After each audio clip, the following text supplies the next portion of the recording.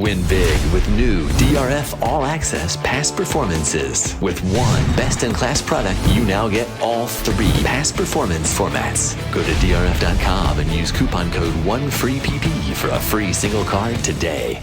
Hi everyone, this is Daily Racing Forum's first Derby Watch for 2024. I'm Brad Free with David Aragona. And David, we're 12 weeks out from the Kentucky Derby. And before we talk about who's on the Derby Watch list of the top 20, let's at least acknowledge a hot topic, and that is who's not on the list. Can you take us through that?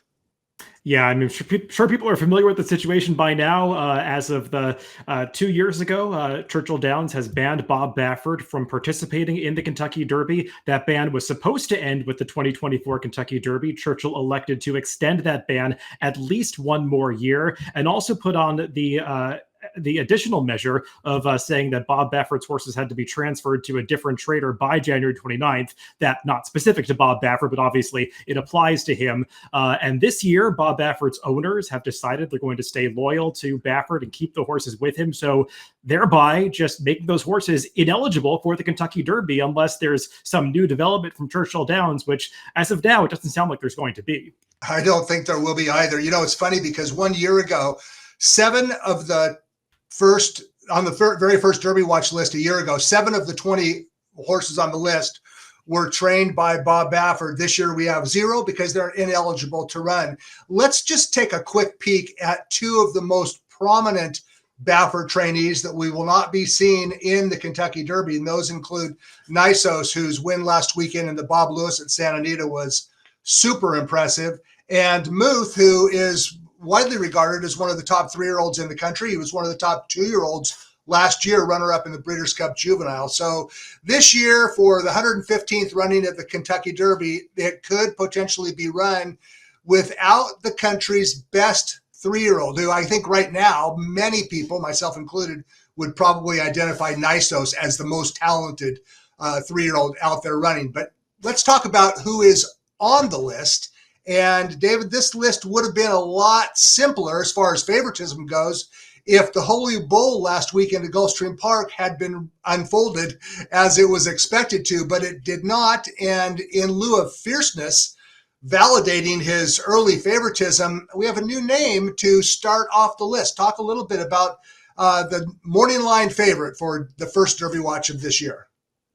Yeah, it was definitely difficult to set an odds line on these horses at this very early stage. Much is likely to change in the coming weeks and months. And like you were saying, with fierceness disappointing in his 3-year-old debut, his establishes the Derby favorite. That's shaky. That's shaken a little bit. So Locked, who I think people would generally say is a horse who's maybe better suited to the Kentucky Derby distance of 1.25 miles anyway than his stablemate Fierceness, is one that I anticipated making the second choice on my Kentucky Derby line before Fierceness ran last week.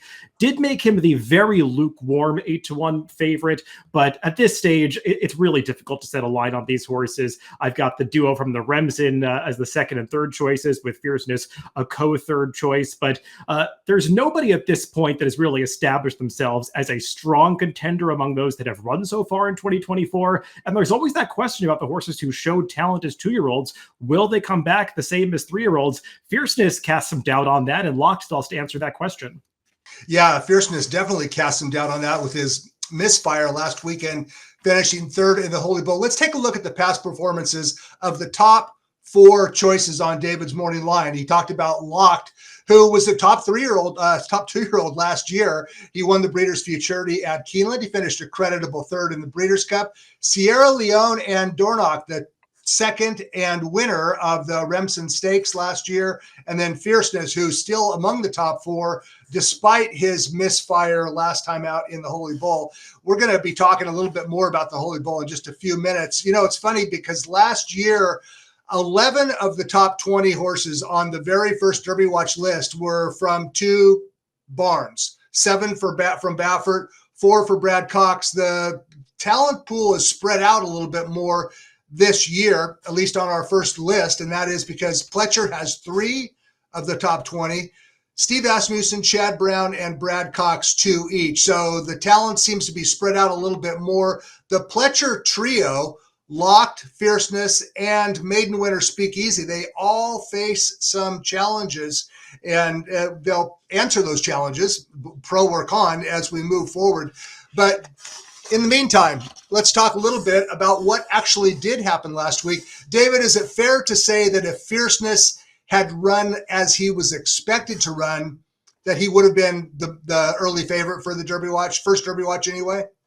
Yes, I was anticipating making Fierceness the early favorite. I felt like I could not do so after last week. He had to drop down in the rankings a little bit, but there's still the possibility he could bounce back. We saw him do it in the Breeders' Cup Juvenile last year following a poor effort in the Champagne, but still a lot to be determined about his Derby prospects as well as many others. So while I did set Locked as the lukewarm 8-1 favorite, I expect a lot of changes in maybe the next week or the next few weeks. Yeah, no doubt about it. Let's take a look at the stretch run of the Holy Bull last weekend at Gulfstream Park. Fierceness went to post as the 1-5 favorite.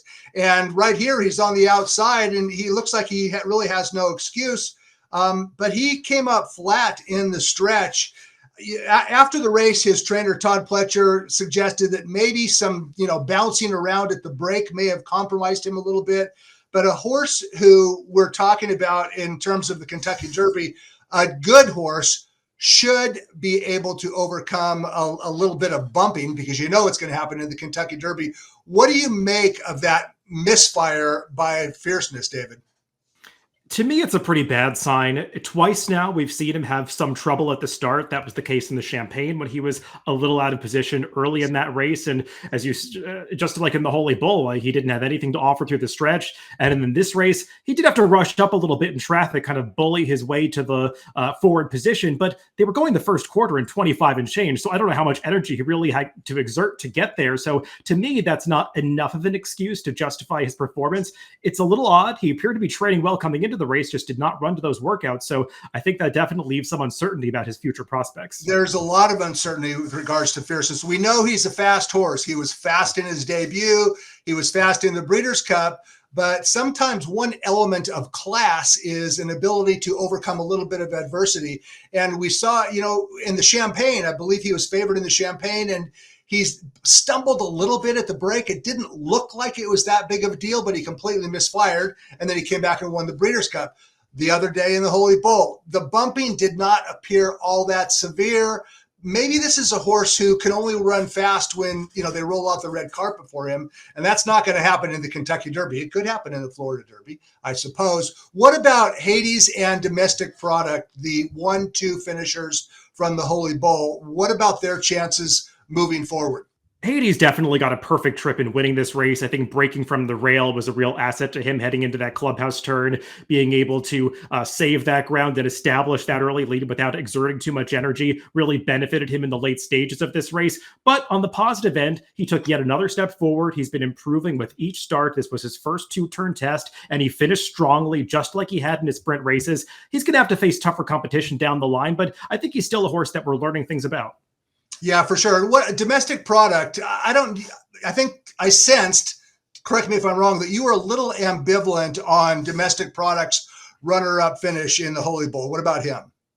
I thought he ran fine. I liked that he took some mental steps forward in this race because he had gotten very keen and somewhat rank in his 2 races at Aqueduct last year, and taking the blinkers off this time, he seemed to settle better behind horses and deliver that run. Just given the fact that Fierceness didn't show up in this race, it made it a much softer Derby prep overall, so I don't want to get overly excited about anybody out of this race. I don't want to get overly excited. I also don't want to be overly critical. We know that Fierceness is a fast horse. I said that earlier. It's quite clear, and we're going to find out more about him most likely in the Florida Derby. Okay, if the Holy Bull unfolded or had a result that was largely unexpected, so too was the Southwest Stakes at Oaklawn Park. It had more of a wide open feel, I think, than either the Holy Bull or the Lewis at Santa Anita. Carbone was the 9-5 favorite only because somebody had to be favored.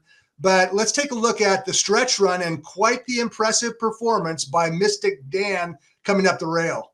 David, what about it? This horse clearly relished the sloppy track and the path that he was running on this occasion. I mean, you rarely see a horse striding out like this at the end of a two-turn race, especially over a sloppy racetrack. You could just tell from the visual. He's loving the going. And as you were saying, this appeared to be a wide-open race on the way in. Certainly not the kind of race where you would expect to see a 17-length gap from first back to fourth, but this field was really strung out across the finish line. Mystic Dan loved the conditions this day. I think it remains to be seen if he'll be this kind of horse on fast going or under different circumstances. I have a take on the race that I think we saw a significant rail bias developing at Oaklawn Park, especially through the day and getting stronger throughout the day on Saturday. It's not the first time we've seen that happen on a sloppy track at Oaklawn. And Mystic Dan did ride the rail and was glued to the rail in Calvin Burrell style every step of the way. So I'm a little skeptical of this performance from that standpoint. Well, that was a dominating performance by 8 lengths. He earned a 101 Beyer speed figure. But you're probably right about the inside bias. I'm going to add to that. I wonder if maybe the sloppy track also moved him up. And the reason I say that, let's take a look at past performances of Mystic Dan and also his dam. And his dam's name is Ma'am. And the best figure of her career, arguably the most impressive win of her career, guess what? It happened on a sloppy track at Oaklawn Park. So Mystic Dan, I wonder if he inherited some of that mud prowess from his dam, Ma'am. Here's why I'm not going to be overly critical of Mystic Dan. I wanted to be, because that's my nature. I want to be skeptical of runaway winners. But here's the thing about Mystic Dan. Yeah, he earned a 101 Beyer speed figure, but it's not the first time that he has run fast. In the second start of his career, now, albeit it was a 5.5 furlong race, he earned a 96. So Mystic Dan, yeah, he relished the slop, he relished the pro inside bias, and he ran fast for the second time in his career. Maybe he's just a fast horse, period, and maybe we should give him a little bit more credit. Any credibility to my opinion, David? Yeah, I actually laughed when you pulled up his past performances because that February 2018 performance over a sloppy track by Ma'am, there was a big rail bias at Oaklawn that day. If you look up the charts and watch some races, and that was actually during the same period of time when there was a sloppy track for a few days at Oaklawn when they ran the Southwest in 2018, also in February. And that year it was won by My Boy Jack, who scooted up the rail, riding a rail bias that I think people agreed was in evidence that day. And My Boy Jack, I think people remember him being a disappointment in the Derby. He finished 5th and he took a lot of money. I think he was the second choice in that Derby, but he did go on and validate that Southwest. He won the Lexington later on. So just because Mystic Dan might have had circumstances in his favor doesn't mean that that performance should be totally ignored. He clearly ran a big race on Saturday. No doubt about it. He actually ran one of the better races by anyone in this crop under advantageous conditions. So we're going to find out more about Mystic Dan down the road for trainer Kenny McPeak. Okay, let's go up to New York where the Wither Stakes was run last weekend. And I still can't understand why Lightline was such a short price in this field. And I think it was because it did not look like a very strong race going in. Let's take a look at the stretch run. And David, talk to us about the Withers a little bit. Well, we were just talking about a rail bias that was likely at Oaklawn. I think you could also say the same thing about Aqueduct this past weekend, especially on Saturday. It seemed like the inside path was really the place to be. And you see El Grandeo, who might have some distance limitations. He scoots away from the field at the top of the stretch, just sticking to that rail. But Uncle Heavy, who was never on the inside, he just grinds away, plods up alongside him at the very end, and is going to go on by. You can just see watching the replay of this race, this is a big horse with size to him, a lot of scope to his stride. So the added distances have really suited him. How good was this Withers overall? I think it remains to be seen. I agree that it didn't look like much of a field coming in. It got a speed figure that is not high enough to really make these horses legitimate Kentucky Derby contenders at this point, but they're still developing. Uncle Heavy, I think we're going to see him again in the Wood Memorial, so we definitely know that he handles 9 furlongs at Aqueduct. There's no doubt about it. He will be finishing. The Withers, by the way, was lengthened to 1 1/8 in 2018. The last 6 Withers winners have actually produced participation in Triple Crown races. Last year's winner, Hit Show, finished 2nd in the Wood. He would go on to finish 5th in the Kentucky Derby. In 2022, Early Voting won the Withers, 2nd in the Wood, and he won the Preakness Stakes. In 2020, it was Max Player winning the Withers. He participated in the Derby, finished 5th. And in 2019, it was Tax who finished 2nd in the Wood and 15th in the Derby. I guess my point is, yeah, it was a low-rated race, and an 85 buyer is probably not going to get it done. But maybe Uncle Heavy is the type of horse who it certainly looks like he will relish a 1 1/4 on the first Saturday in May if he gets there, and there's a long ways to go.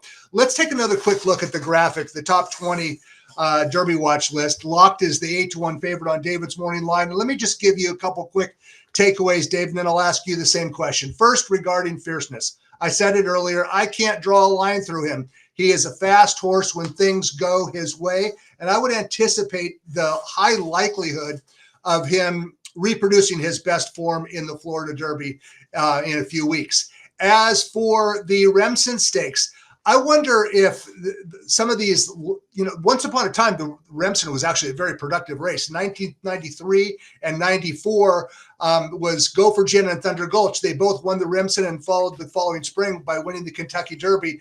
Due to the Churchill Downs ban of Baffert, which effectively eliminates California prep races from any significance with regards to the Kentucky Derby, I wonder if some of these lower profile races, including the Remsen, might take on a little bit more importance this year because they're going to offer points for the Kentucky Derby. And, without California in the mix, some of these, New York or Kentucky or Florida-based 3-year-olds are going to emerge. Finally, I just want to make one little quick comment regarding Churchill Downs and Baffert. Baffert may have waited a little too long to say we're done fighting it. We're done, and that's just it. But I think even more importantly, I think Churchill Downs went too far by extending the ban of Baffert. It does nobody any favors. And the 150th Kentucky Derby, as much as Churchill Downs might be uncomfortable with the situation, you know what everybody's going to be talking about. Who is not there, and it's going to be some of the best 3-year-olds in the country, many of which are trained by Baffert in California. David, how about your takeaways? Yeah, we have a similar take on that point about Baffert and Churchill. I won't repeat what you said, but I echo those sentiments. And I am interested to see how the Remsen plays out this year. It felt like last year's Remsen could be more along the lines of that Mo Donegal-Zandon battle from a few years ago, where they turned out to be major players on the Triple Crown Trail. We'll see if that's the case this year with Sierra Leone and Dornoch. One thing that jumped out at me, as it did for a lot of people, was when the Triple Crown nominations were announced this week. There were 47 Japan-based nominations, which I think is a record number, 10 more than last year. And we did include one Japan-based runner on the initial Derby watch. That is Forever Young, who I said at 30-1 on this very initial and tentative line the first week that we're doing this. If you've watched Forever Young's replays in Japan, he seems like a horse that has a lot of talent. We'll see how he does. He's supposed to run next in the Saudi Derby in a couple weeks' time. Forever Young, currently 30-1, and I agree. From those, nearly 4 dozen Japan-based 3-year-olds nominated to the Triple Crown, at least as of right now, the first Wednesday in February, looks like Forever Young is right at the top of the list. Okay, just to finish things up, let's go ahead and take a look at the stretch run last week. It doesn't have any Kentucky Derby implications, but this is a very impressive 3-year-old that we saw running in the Grade 3 Bob Lewis. Let's listen to Frank Miramati as he brings them home in the Bob Lewis last Saturday at Santa Anita. Huge bid on the outside, though, at the 3/16. Nisos blows by the competition and turns it on. Wind me up in a battle for second with Scatify.